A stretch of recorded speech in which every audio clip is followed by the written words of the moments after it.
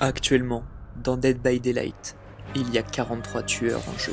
On a les créations originales, le trappeur et ses pièges, l'inconnu qui exploite l'analogue horror, Krasue, inspiré du folklore thaïlandais, et à côté, Behavior se paye le luxe de posséder moult licences très connues du grand public. Stranger Things, avec le Démogorgon et Henry Krill, Massacre à la tronçonneuse pour notre cher Booba, Alien, avec l'extraterrestre le plus connu de la pop culture, et bien d'autres encore.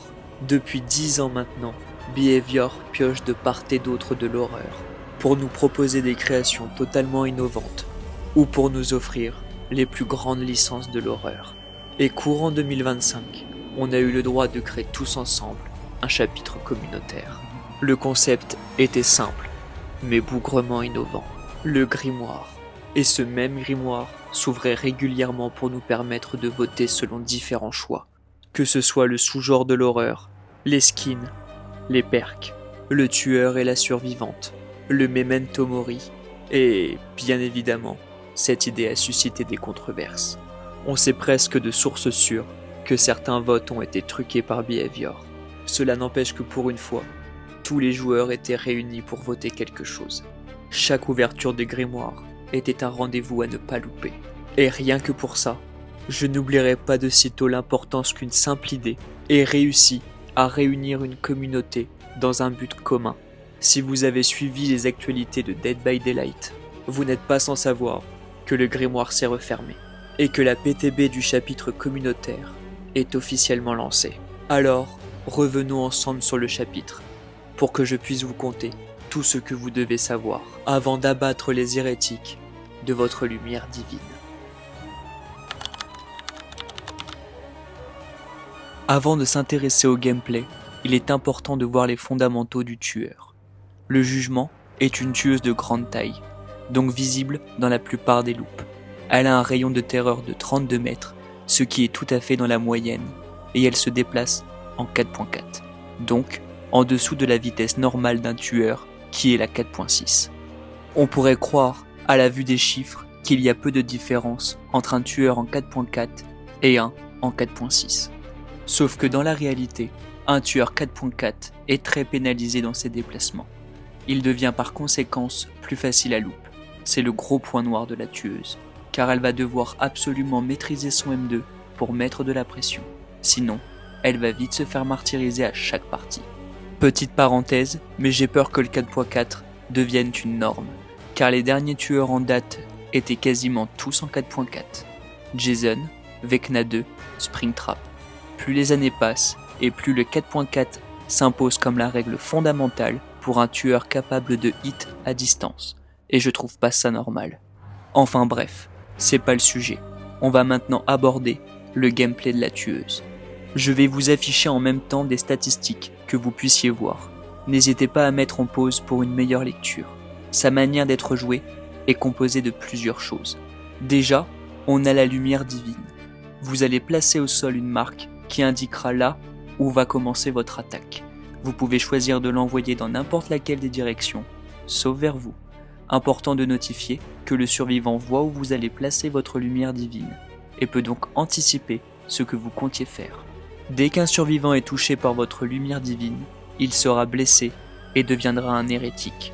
Un survivant touché par hérésie sera plus vulnérable à vos attaques, et s'il le garde suffisamment longtemps, les tests d'habilité bons sur un générateur lui fera perdre 3% de régression, et les excellents tests d'habilité seront considérés comme des bons. Un survivant touché par hérésie devra aller prier à l'un des 7 autels à votre effigie, ce qui fera disparaître le statut hérésie au fur et à mesure du temps. Un survivant touché par hérésie pourra être envoyé une fois mis à terre en exil, capacité qui vous révélera les autres survivants touchés par hérésie à l'aide de l'instinct de tueur pendant 3 secondes. Cette toute nouvelle dimension compte comme un état de crochet. Une fois là-bas, le survivant devra illuminer des têtes flottantes à l'aide d'un artefact afin de bénéficier de plusieurs effets une fois sorti de l'exil. Et il doit faire tout cela en évitant les colonnes de lumière qui vont jaillir de part et d'autre de l'exil. Pour sortir de l'exil, le survivant doit attendre que l'un de ses coéquipiers aille se repentir à une statue du jugement pour le faire réapparaître aléatoirement sur la carte. Après avoir envoyé un survivant dans l'exil, le jugement bénéficie durant 1 minute du mode zélé, mode qui amplifie son pouvoir. Lumière divine a un rayon d'attaque 10% plus grande, va plus vite de 50% et son temps de recharge diminue de 20%. Les survivants savent quand vous passez en mode zélé grâce à l'aura bleue qui va vous entourer. Le tueur a d'autres moyens d'infliger l'effet de statue hérésie. Si un survivant s'accroupit rapidement 3 fois à au moins 10 mètres de vous, et s'il reste dans l'exit gate plus de 45 secondes, ce qui aura pour effet de lui bloquer la sortie pendant 8 secondes. Phew! Je crois qu'on peut dire avec certitude que la tueuse de ce chapitre a un pouvoir plus que riche en contenu. Si vous voulez mon avis, la tueuse risque d'être très exigeante à prendre en main. Elle repose sur des mécaniques qui peuvent être difficiles pour certains, notamment les distances. Son gameplay ressemble beaucoup à un mélange de 4 tueurs déjà présents in-game. Vecna 2 dans sa manière de placer au sol un marqueur, Pyramid Head dans la façon dont elle accroche les survivants, l'artiste pour la facilité qu'elle aura à hit à distance et mettre une pression globale sur la carte, et Nurse dans la difficulté que son gameplay impose. On sent que Behavior avait vraiment l'envie de nous offrir un tueur communautaire digne de ce nom, un tueur qui sera selon mon avis très fort in-game.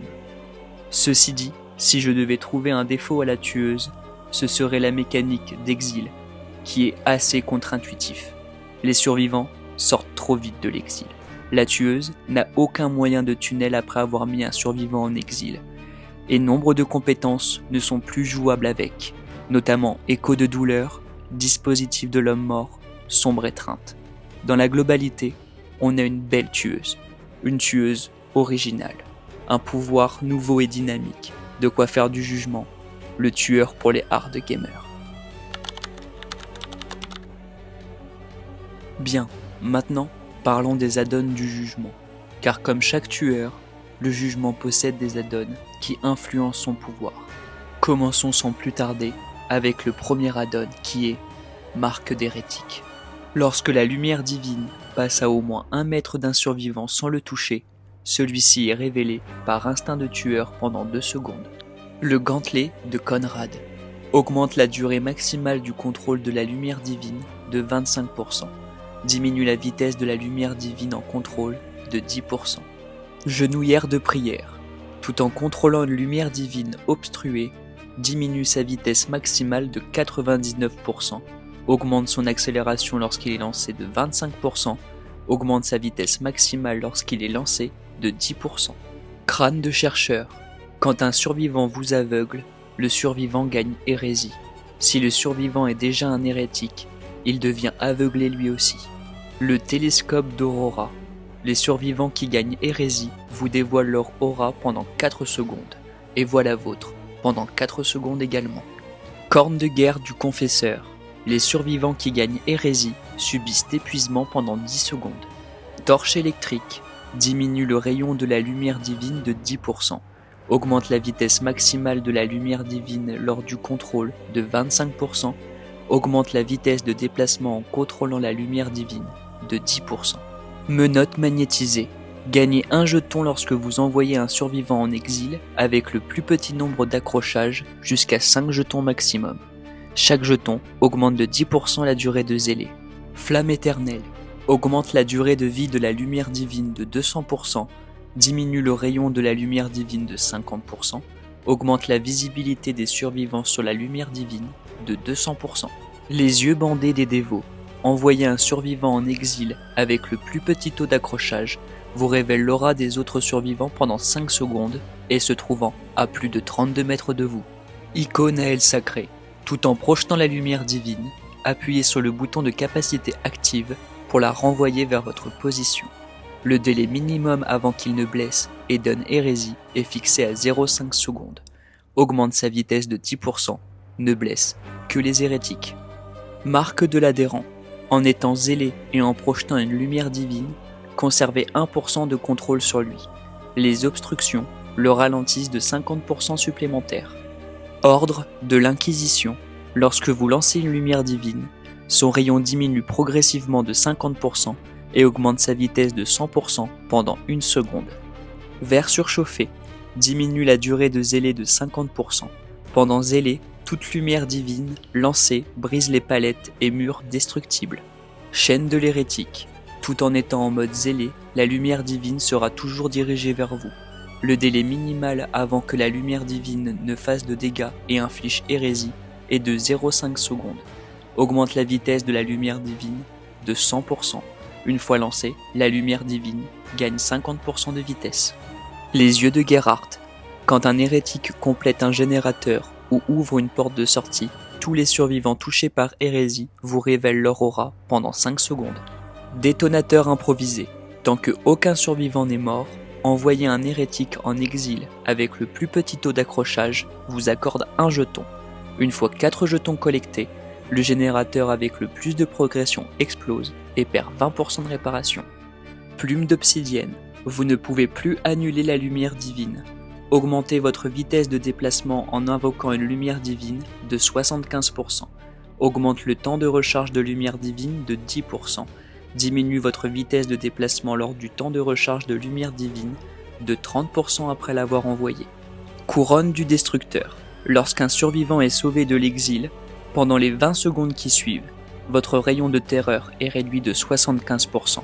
Votre rayon de terreur est dupliqué dans tous les sanctuaires du jugement. Vous gagnez indétectable. Miroir des créateurs. Lorsque vous lancez lumière divine, au lieu de traverser les murs, elle rebondira dessus jusqu'à 2 fois maximum. Avant de rebondir, la lumière divine s'arrêtera 0,5 secondes. Voilà pour ce qui est des add-ons du jugement. Vous noterez que je ne donne pas beaucoup mon avis dessus. Le chapitre étant pour l'instant en phase de test, il est difficile de savoir si tel ou tel add-on sera fort. Et en PTB, beaucoup de choses sont susceptibles d'être modifiées. Cette partie est surtout là pour que vous puissiez vous faire votre avis sur les add-ons. Par exemple, je serais extrêmement curieux de savoir votre top 3 des add-ons du jugement. On va maintenant étudier les compétences du jugement ainsi que celles d'Aurora. Et vous allez vite voir que comme à leur habitude, Behavior ont mis une douille à la tueuse. On va commencer par les 3 compétences uniques du jugement avec Témoin Céleste. Toutes les 30 secondes, si l'obsession est à plus de 40 mètres de vous, vous voyez son aura pendant 3 secondes. Sinon, le survivant le plus éloigné deviendra votre obsession. Et bah, c'est merdique. Voilà, je l'ai dit. Qu'est-ce qu'on s'en fout de voir l'aura de l'obsession si elle est loin de nous? Alors oui, certains tueurs peuvent hit de très loin, notamment l'artiste et maintenant le jugement, mais encore faudrait-il que le survivant ait le QI d'un bulot en fin de vie. Alors oui, ça donne de l'information, mais pour moi, cela aurait été plus intéressant si on voyait l'aura du survivant s'il était proche de nous toutes les 30 secondes. X, sous votre coupe. Le totem s'active après avoir accroché un survivant. Les survivants qui déclenchent une perque à épuisement dans un rayon de 32 mètres de vous vous donnent une alerte. Les survivants ne peuvent pas gagner plus de 25% de vitesse tant que le totem est activé. Et effectivement, c'est une bonne idée. Enfin une compétence qui bloque la mécanique d'épuisement. Sauf que, c'est un totem, donc facilement destructible face à une de bonnes équipes. Et ça n'empêche pas les compétences à épuisement comme course effrénée, dramaturgie et souple. Quitte à avoir un totem cassable en 2 minutes, autant que l'effet soit conséquent. D'autant que pourquoi on jouerait un totem qui va tomber rapidement, dans un monde où il existe contact languide. Déchet. Endommager un générateur le fait régresser de 2% plus rapidement par rapport au nombre de charges déjà complétées. Temps de recharge, 45 secondes. Enfin une bonne compétence. D'autant qu'elle est combinable à d'autres perques de régression, notamment écho de douleur et remonter le temps. Il y a de fortes chances pour que cette compétence devienne méta. Mais vous allez voir que comparé à celle d'Aurora, on est loin d'une perque implacable. Bénédiction résolue. Après avoir béni un totem passif ou ensorcelé, tous les survivants dans un rayon de 24 mètres du totem voient l'aura des générateurs. Les générateurs dans le champ d'action du totem régressent 50% moins vite et les survivants le réparent 10% plus vite. Cette compétence a une utilité non négligeable, car beaucoup de joueurs n'ont pas la possibilité de jouer en équipe avec des amis et se passer des infos. Pour la solo queue, cette perque va être très utile. Ça fait du bien d'avoir une compétence pensée pour ceux qui ne peuvent pas jouer en équipe ou ne le souhaitent tout simplement pas. Le fruit de votre travail. Chaque fois qu'un générateur est réparé, vous gagnez un jeton. Pour chaque jeton, vous gagnez 5% de rapidité pendant 2 secondes, vous soignez 20% plus vite. C'est du grand n'importe quoi. À chaque générateur réparé, vous avez un adrénaline offert. D'autant que c'est cumulable par chaque jeton collecté. Donc une fois 5 générateurs réparés, c'est plus 5% de rapidité, mais 25%. Alors oui, côté survivant, la compétence est forte. Mais côté tueur, ça va devenir infâme. Une belle idée de conception pensée pour matraquer les tueurs. Le cri du salut.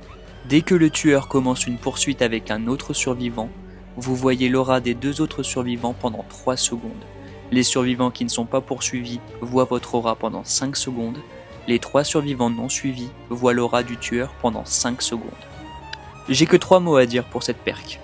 Et je vais pas tergiverser, elle est inutile. Et voilà le tout pour les 6 compétences uniques qui vont débarquer dans ce chapitre.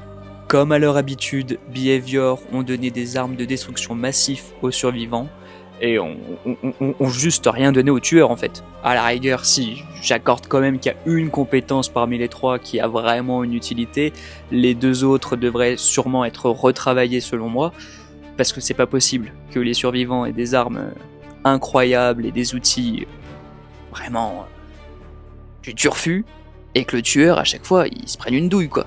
Enfin bon, c'est le quotidien qu'on vit avec Behavior, on sait très bien que les tueurs c'est pas forcément leurs meilleurs amis, hein, très clairement, et puis voilà quoi, on va passer à la 4e partie maintenant. Dans cette partie, qui va conclure cette vidéo, je vais revenir sur certains faits que je trouve intéressants à savoir. Déjà, le chapitre est prévu pour une sortie le 25 août 2026, donc très prochainement au vu de la sortie de cette vidéo. C'est le premier chapitre communautaire considéré tel quel par Behavior. Oui, la chasseuse a été créée par la communauté, ainsi que le docteur, mais ces chapitres ne sont pas considérés comme communautaires de la part de Behavior. Le jugement peut également tuer directement un survivant accroché 2 fois au lieu d'avoir à l'accrocher. Le tueur ne sera ni masculin ni féminin. Behavior ont choisi de lui donner un côté neutre. Comme l'inconnu sorti 2 ans plus tôt, il disposera de lignes vocales aussi bien masculines que féminines.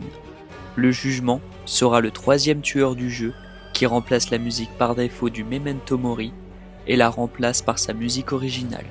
Avant lui, Mina, le double IA du farceur, changeait complètement la musique, et Jason également. Le jugement sera le 7e tueur du jeu à pouvoir tuer directement les survivants sans avoir besoin de mettre une offrande de Mori. Mon avis sur ce chapitre, c'est que c'est une belle réussite. Même si certains votes semblent avoir été truqués, je suis satisfait d'avoir servi pour obtenir ce résultat. Ravi de constater qu'on va avoir un chapitre avec une DA totalement unique. Aucun autre chapitre ne ressemble visuellement à celui-ci. Aucun autre tueur ne ressemble physiquement au jugement, comme aucun autre survivant ne ressemble à Aurora. Je suis fier de ce que nous avons bâti ensemble, pierre par pierre. Comme quoi, en étant ensemble, on est capable de faire beaucoup de choses. Alors n'hésitez pas à vous abonner, faites-moi savoir vos recommandations, vos avis, parce que lors du jugement final, il n'y aura pas de feu de camp où l'entité nous ramènera. Au plaisir de vous revoir, en exil ou dans le brouillard, car le corbeau que je suis a plein d'autres choses à vous conter.